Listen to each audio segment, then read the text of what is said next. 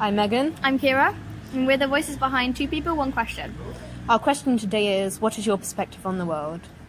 And we're also introducing a new thing on our podcast, which is bonus questions. So these are questions that are more light-hearted, a little bit shorter, not as deep as our normal stuff. So if you want to just hear the bonus question, then go to the time stamp in the description. Our bonus question today is, what is your favourite video game? So what we mean by what is your perspective on the world, we're mainly talking about how you think the world works and how you think the world started, stuff like that. Yeah, so we'll mainly be talking about 3 different perspectives in this podcast. So that's an odd perspective, so one that's not as common, a scientific perspective, and a religious perspective. But we will also be adding in our perspectives on these different things. Yeah. So, well, a first one that I'd like to go off with, the one that I thought about quite a bit, is the fact that everything in this world is actually you in a coma. Ooh. This is kind of like that everything around you is a dream. It's something that's made up in your head. Yeah, that's quite interesting, because I think that dreams are really, really interesting in how they kind of stem from memories. And it's like, if dreams come from memories, then like, what are the memories that create this? Yeah, but also...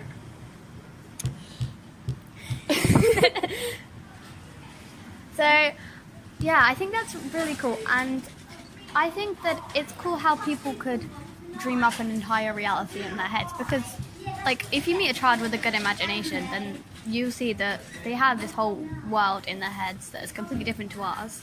But I also think it is kind of scary to think that everything around you is a dream, that no one else really is, like, thinking, and it's just you, that you perceive everything like this. Yeah, like in really bad books where at the end of it goes, and then they woke up and it was all a dream. Yeah, like, I mean, that doesn't have as much as an impact. Like, thinking on it, like, dwelling on it, you see that, like, maybe everything around you doesn't really exist. Maybe it doesn't actually matter. Like, maybe one day you'll just wake up and that's really just you dying, and it's just...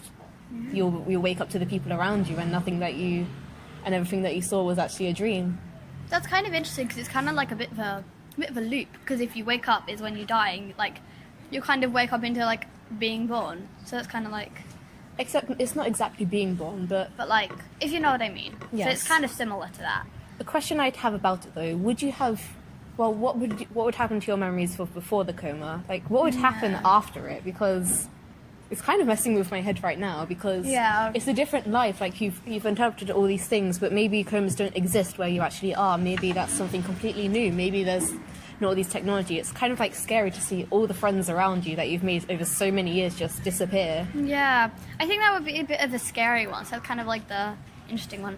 So another interesting perspective that I would want to talk about is the idea that everything is in a simulation, like, video game. So kind of like the Sims franchise, where you'll control your characters and you'll get to make them do whatever you want. So the idea that this is a really advanced version of that. Yeah, well, people have thought that they've seen examples of this. For example, like, time, like, stopping around you, but hearing still going on. Like, I say I've perceived this something by myself, like I've seen something like this, but I still don't believe in the perception. It's one time I was driving home and it was raining outside, and suddenly, like, all sound around me just stopped. Like, I could no longer hear the rain around me, and I was just there driving in the car. I could still see the rain outside, but like there was just no sound, unlike before. Yeah, like that kind of, it makes me think of like deja vu. Like, that's another thing that people think is like stemmed from like the video game thing. Yeah, deja vu. So, how would you explain deja vu for people who don't know what it is? So deja vu is actually French, so it means already seen. So it's the feeling that you've already seen something, or something's already happened to you before the time that it's happened to you. Most people do actually experience this, and it's completely normal, but like no one knows the meaning behind it. Yeah, so I experienced it a couple of days ago. We were sitting in an English class and we were doing a bit of work on, like, we had to use a picture for something, and I remember Megan saying something that had, I think it was a picture of a 50s like girl, and she said, that picture's too clean to be in the 50s, like too well done. That's exactly what I said. Yeah, so, and that really just made me have deja vu. I'm not sure why, I'm not sure when that happened before, but yeah. I mean, maybe it did happen before, maybe that could link to like past lives, which we've actually done before, and we may go further into in the future for a different question. Yeah, we're both very, very fascinated about like past lives and stuff. I think the only problem with this kind of theory about it being a simulation is who is the like person who creates it? Like who is like the like I guess gamer that's like behind it all? Well, unless someone became like aware that they are in a game, then no one would ever know. You'd never be able to look out onto that person. Yeah. I guess that kind of segues well into like the next topic is like religious beliefs on how things are created. So just a bit of a disclaimer before we talk about this one. Me and Megan are both atheists, so we're just talking about things that we know from friends and family who do have beliefs and things we've learnt in lessons, but we will be talking about our personal ideas of how the world works In a religious point of view. Yeah. So people with certain religions believe that, well, it's not every religion, I don't think. But Just say, before you say the perspective, say which religion you're kind of stemming from in your brain. well, then I guess I'd be going with Christianity, seeing that's the one that I know about more than others. So they believe that there is a God and that he made everything and everything and everyone around them, and everything you do is kind of branching off him, but also like you're doing it for him. Yeah, that's like the main thing that I've heard in terms of religious beliefs on how the world is like stemmed from. And I think there are like three main religions, which is Christianity, Judaism and Islam, that all believe in one specific God. So I think that's kind of like the one where like everything's controlled by that God, and the God is basically making you kind of do the things that you're doing. So that's kind of where I get confused with this, because they also say that you have sins and how what you do will determine where you go to heaven or hell, which I don't see how that fits into how God controls you all, because if he does this, then why does he make you do bad things to ruin his utopia that he has made himself? Yeah. I think there are some flaws, but I do understand, like, those are people's beliefs.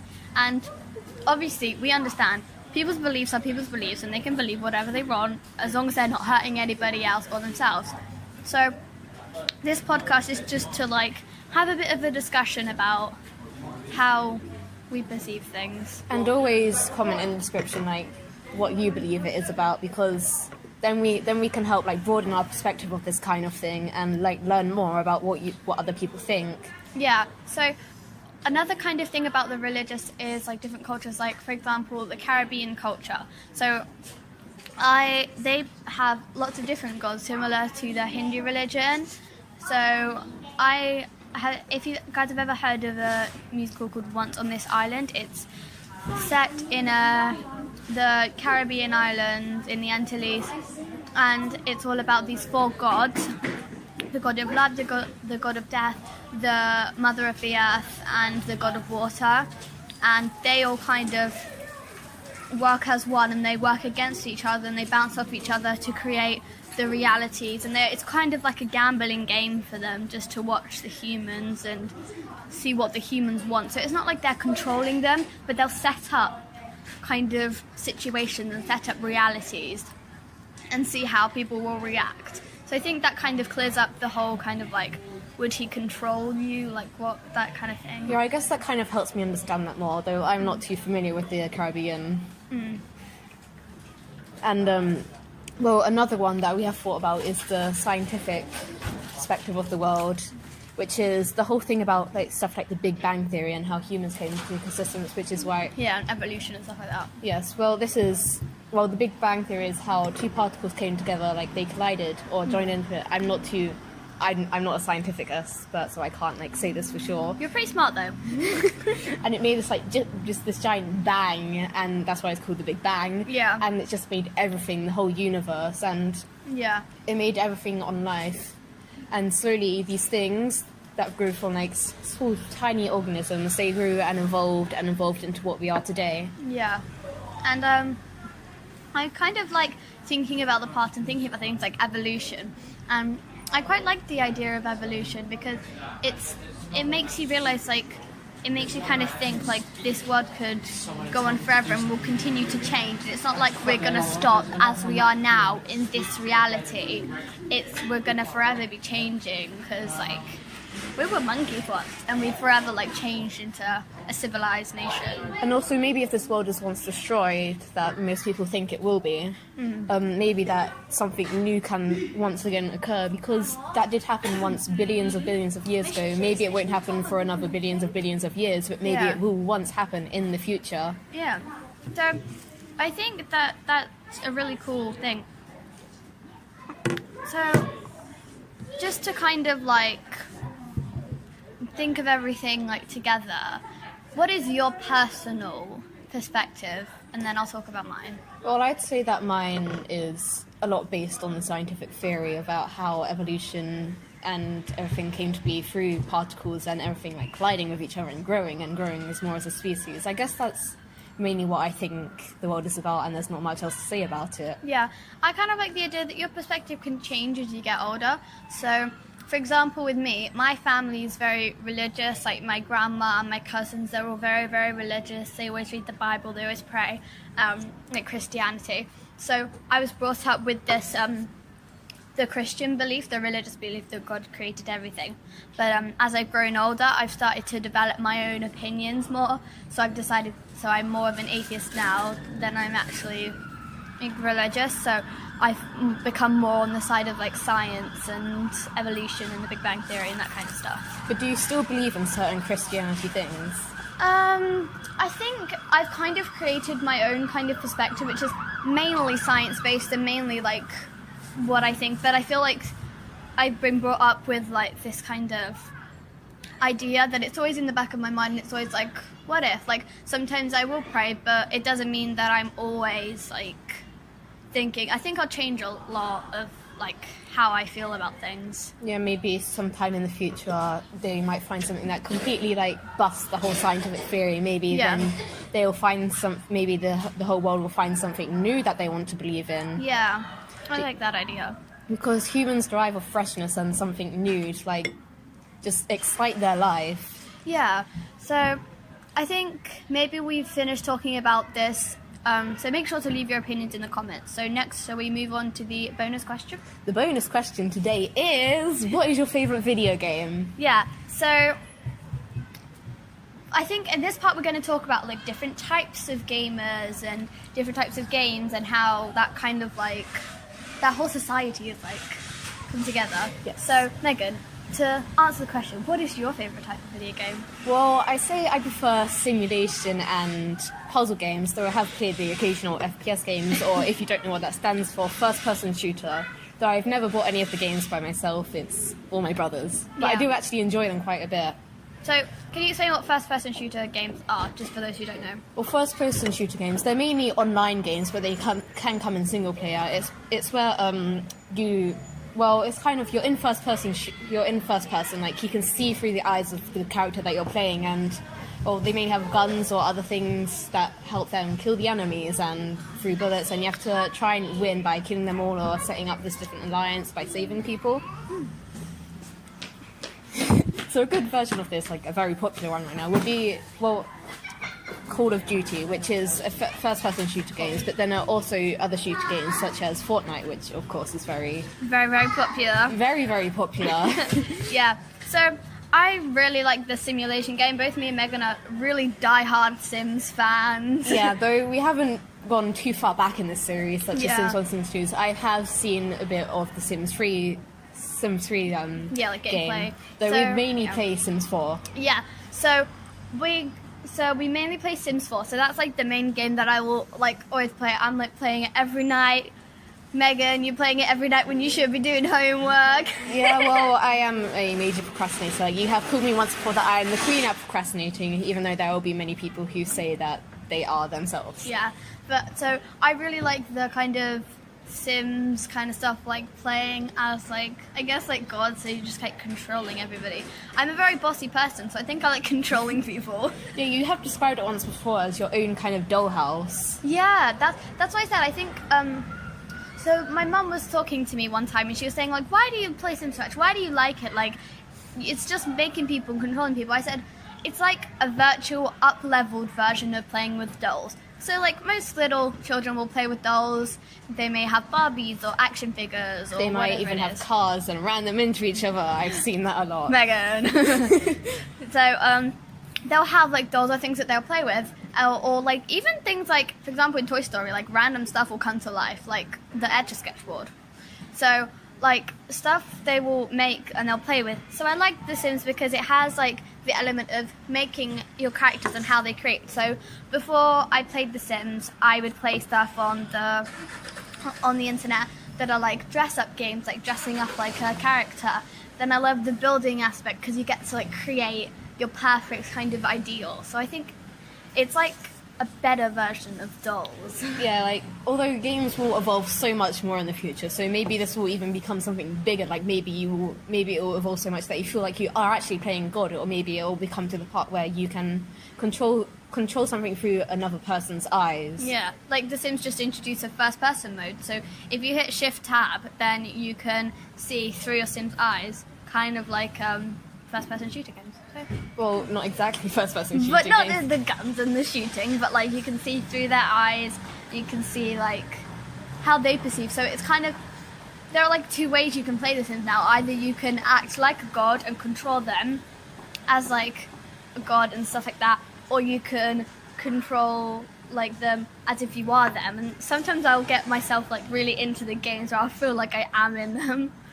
Another great game that I kind of like the idea of is actually MMOs, which stands for Massively Multiplayer Online. Oh. This is basically where there are different kinds. There are games that are kind of like FPS games, but there are also role-playing games where you can go around a different world and like complete quests for other people. And I kind of really enjoy that idea because some people find it hard to talk to people in real life. Yeah. And with this whole like genre of game, it can introduce the fact that you can still make friends and still have a social life, even Yeah. if you find it hard to do so in the real world. Yeah, so Megan is actually very, very shy in real life. Yes, I am. She's come out of her shell quite a lot in the past, like, year or so, but she's super shy, doesn't like talking to many people, so that's kind of good for people like you who kind of don't feel like you can talk to people in real life. It's kind of like an online chat room, but you get to, like, game and stuff at the same time. Yeah, it kind of makes this whole new world for you. And though I didn't play MMOs during this period of my life where I couldn't actually talk to anyone without someone being beside me and talking me through this, I feel like it would have really, really helped me if I did. Yeah.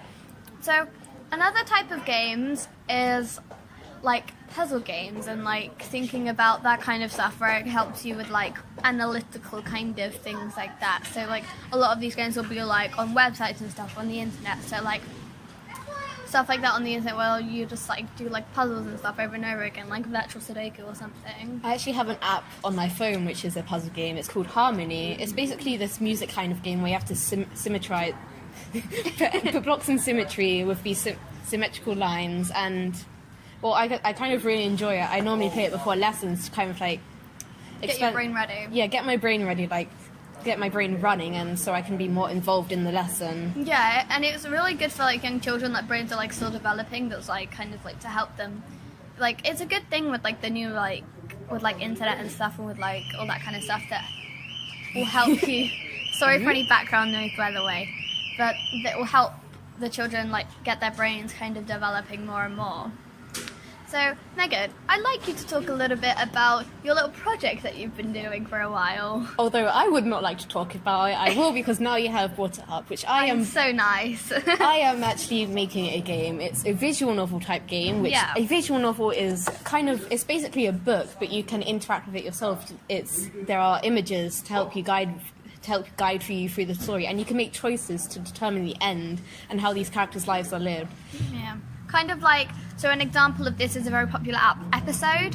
So if you guys don't know what episode is, it's this on like this mobile app where you are kind of controlling your character, and like occasionally as the story goes on, a little menu will come up and you'll be able to click one of the options and you'll be able to change how the story plays out because of that option.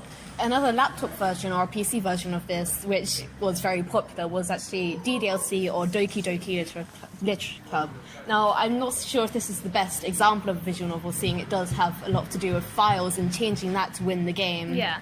And also it doesn't change too much, but it does have this aspect of moving to different routes and talking to different girls with these choices. Yeah, and this kind of game was quite a bit dominated by the Japanese culture, so there was quite a few like Japanese kind of games, and Megan is an expert on Japan. She loves it. I love it. Yeah. I love it so much. Yeah. So one time I went to her house and we had a sleepover and we played this visual novel game, Danganronpa. So that was all about like there was this murder and it was really awesome. You had to figure out who it was, and it was really cool because along the way you got to play like story like part of it, but then you'd also kind of have like during certain parts of it you'd have like a kind of weird like Candy Crush kind of thing where you'd like, or you'd have to like for an example where you have to like do like a puzzle game in the middle of this. So that's kind of like brings on to the topic of like merging game styles together. So what do you think of that? I find that very like exciting and how it will help you in the future with like ideas and your mind. So yeah, it is another example of puzzle games and how like it merges it together so you can still have this whole story around you and you can feel so involved because of these puzzle games that it can transport you to a whole different world that you feel like you are controlling, well not controlling, you are like influencing the chances of these people's survival. Yeah, okay, so I think that this is all we have time for in this podcast. We have actually extended it quite a lot, which I am quite proud of. Yeah, so...